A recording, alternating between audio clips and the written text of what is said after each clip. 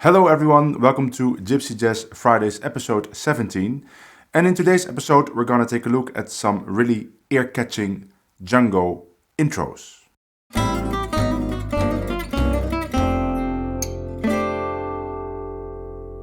Before we get started, I want to say something that is currently affecting thousands and thousands of people around the world, but I'm gonna limit myself to musicians. Every musician I speak to online, all the musicians that are posting on their Facebook walls, on Instagram, are somewhat panicking because they have lost all their work. All their concerts got cancelled, all their teaching jobs are on hold. Same thing happened to me. My concert got cancelled. The university that I teach at is closed, but I'm one of the lucky ones. I have a successful YouTube channel, a successful Patreon.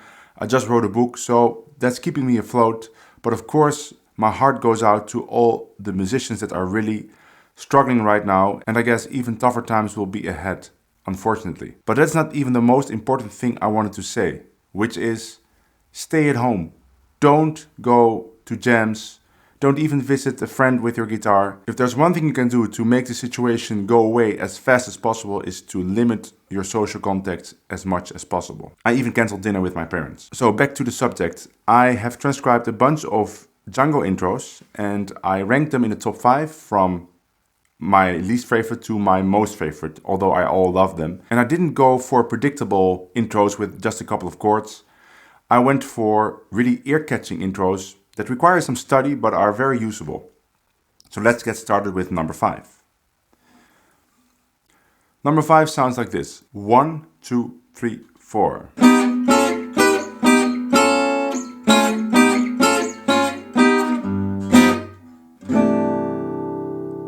So it goes to C. It's not written that tab, but that's the key you would go to. Let's play it a little bit faster. 1, 2, 3, 4.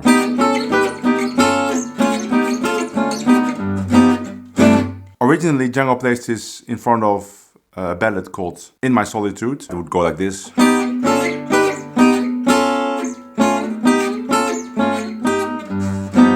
La-dee-da-da.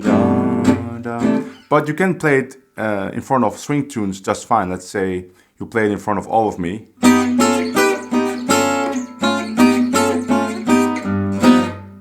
All of Me. Works great. So let's go to my number 4 favorite ear-catching Django intro. This one is originally played in front of the song Nagasaki and it sounds like this. 1, 2, 3, 4.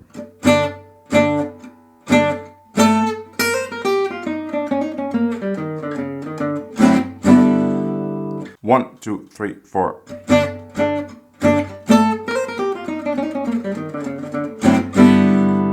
So then you would be on G on beat 1. This one you can also play in front of All of Me. Just start here.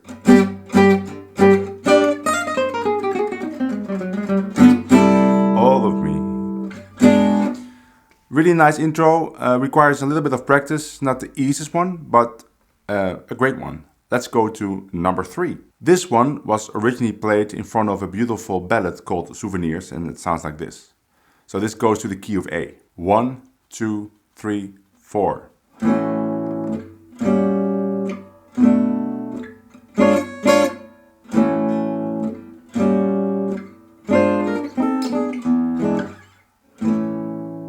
I think this one is very suitable for ballads. So let's say we play the C again in front of a ballad in C, like Seul ce soir, right? You know that song?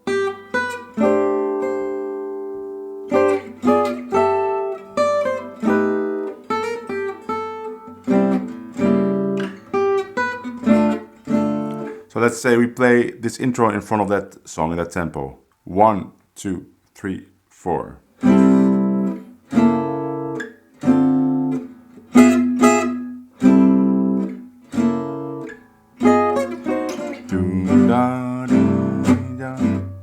Works great. Let's go to my number 2 favorite ear-catching Django intro. Now this is a very peculiar one, which was originally played in front of the tune I Wonder Where My Baby Is Tonight. And that's in E flat. And it sounds like this. 1, 2, 3, 4.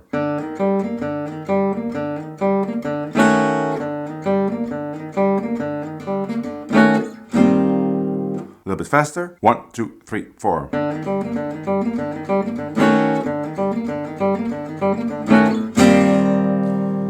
Now, of course, there are some open strings. Let's say you want to play it in front of a tune in the key of G, like I Can Give You Anything But Love. Then you would just play it like this. 1, 2, 3, 4.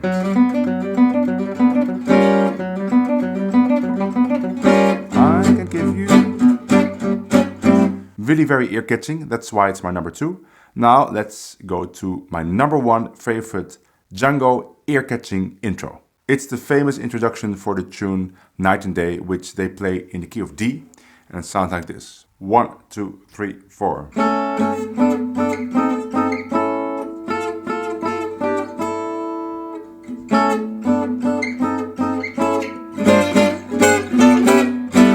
This intro has 2 systems. This is just the first system. Here's the second system, and the last chord is written down like this, which is what Django plays, but I prefer to play this Fudo voicing, which would be 4-5-4-5-5. By the way, if you want to download all these steps, you can of course download them from my Patreon. There's a link to that in the description. And this one can be played in other keys as well, but you have to be a little creative. 1, 2, 3, 4.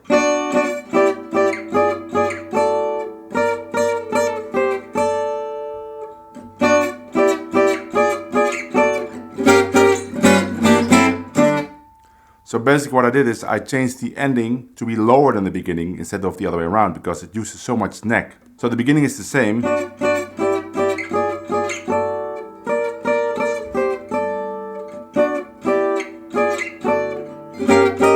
And now I move down. And I played an octave at the end instead of this chord. So you could definitely use this intro in other keys. You just have to be a little bit creative.